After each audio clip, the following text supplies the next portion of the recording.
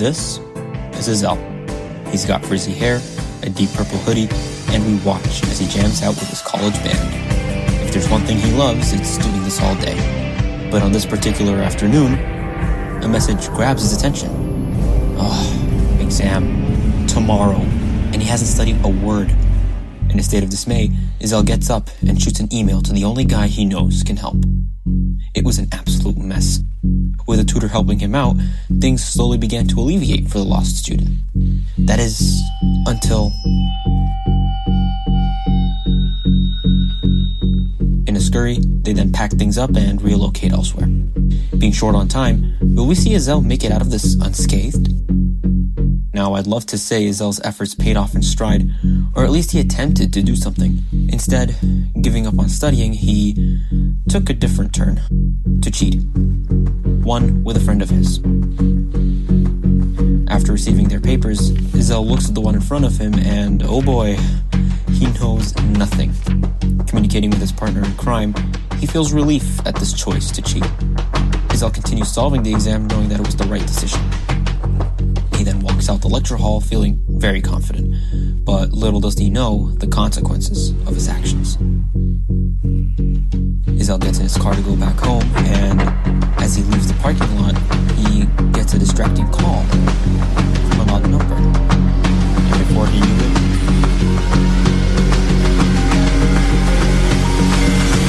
it, he crashed. As for the one who tutored him that night, enter Rashid. He wears a blue thobe, a digital watch, and it has an unkindled passion for studying God knows what. After a long day of studying, and on his way down the elevator, he receives a desperate email asking for help. It's Azel. Although it was getting late, being the nice guy Rashid is, he agrees and heads over to Azel. On his way there, he notices a pen. He takes it for convenience and wastes no time. Sitting for hours, Rashid notices Azel zoning out and getting annoyed by that sound. It didn't take long for Rashid to pick up on this and suggest an alternative place to study. The duo pack things up, and Rashid leads Azel to the library to finish up what they had. But where is that strange noise coming from? Rogue, young high schoolers. They look like they're up to no good. What business do they have intruding? Well, the answer to that came in the form of a perfectly fine ID lying on the ground. The rascals hurry over to pick it up, and surely enough, it worked like a charm. Sneaking around the campus so late at night, the high schoolers held no hesitation at the opportunity that opened up to them. And the only thing on their minds now is to figure out a way to enjoy themselves while they still could. As they approach the corner, they stumble upon a pair of unsuspecting students seemingly studying. They quietly tiptoe past, hoping that neither of them turn in their direction. It was a success. The intruders thought of no better way to celebrate their successful infiltration scheme than to dance in the auditorium. And this went on for hours.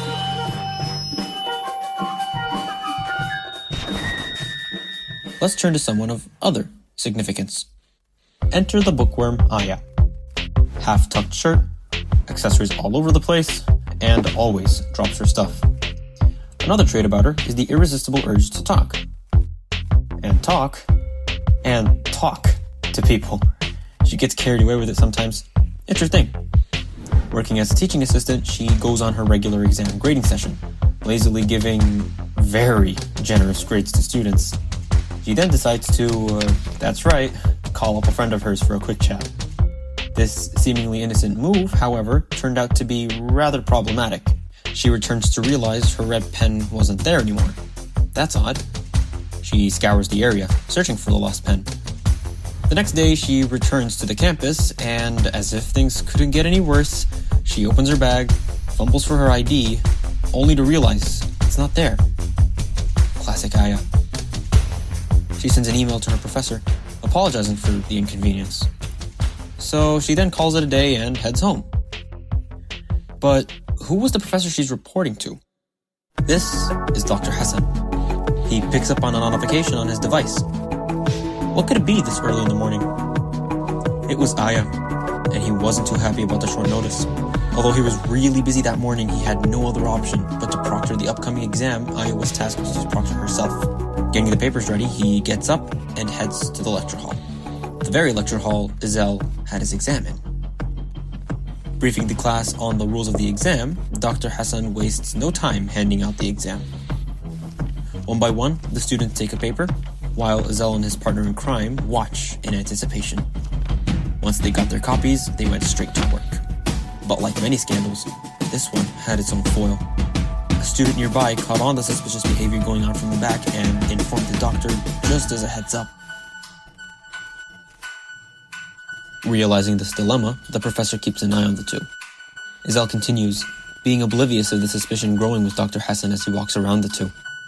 Things went on as normal afterwards, with everybody wrapping up and packing up. Everybody except this guy. The so-called teacher's pet quietly decides to write out a number onto this paper. Could it be a phone number? Well, I guess we're about to find out. Turning to his office, Dr. Hassan picks out the paper with the phone number and, digit by digit, he dials it in. He then takes it upon himself to call Azel up front to confront him once and for all, only to be met with a failed call.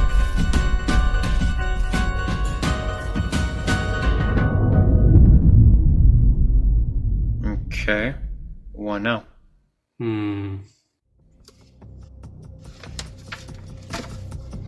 So if Azel studied, he wouldn't have asked Rosh to tutor him. If our clumsy friend Aya hadn't left to make a call, she wouldn't have dropped her ID. Had Aya not lost her ID, the high schoolers wouldn't have been able to enter the university and wouldn't have disrupted the study session. If the duo hadn't been forced to relocate, perhaps they would have finished the course material. Had they finished the material, maybe, just maybe Azel wouldn't have cheated. If Azel never cheated, the teacher's pet wouldn't have snitched, and Azel would have never received the call. But wait, there's more. If Aya never lost her ID, she would have been able to proctor Azel's exam, and the professor wouldn't need to replace her. If Aya got to proctor that day, the teacher's pet wouldn't snitch, knowing that Aya wouldn't care to put Azel in trouble. And just like that, our boy Azel would have gotten away with cheating, and would have never crashed. What did we learn from all of this? In some sort of twisted way, we're all connected. Just like the flutter of a butterfly's wings, our actions, no matter the size, can set off a chain of events beyond our reach. And unfortunately, just like Azel, sometimes this chain ends in tragedy.